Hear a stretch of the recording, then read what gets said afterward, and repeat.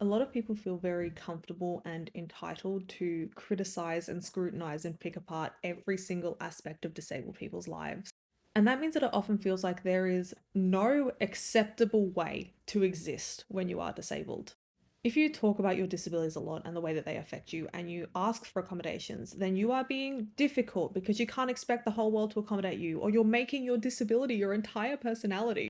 But if you don't talk about your disabilities and you don't ask for accommodations, then either you are not really disabled or you're playing the victim when you say that your lack of accommodations stop you from doing things. You just need to speak up for yourself and advocate more. If you work when you're disabled, then clearly you're not really that disabled because you can hold down a job. But if you don't work because of your disabilities, then you're just lying and being lazy because there are plenty of other disabled people who work perfectly fine. If you have hobbies and activities that you do, if you have enjoyment in your life and you go traveling, God forbid, then clearly you aren't really disabled, because if you were really disabled, you wouldn't be able to do any of that stuff. But if your disabilities mean that you don't have any hobbies or activities and you can't leave the house, you're just stuck in bed all day, then you just have a victim mindset. You just need to push yourself to get up and do things.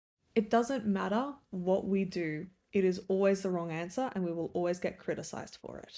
And 9 times out of 10, the people who are criticizing us have no experience with disability whatsoever and use their ignorance as justification for bullying and harassment.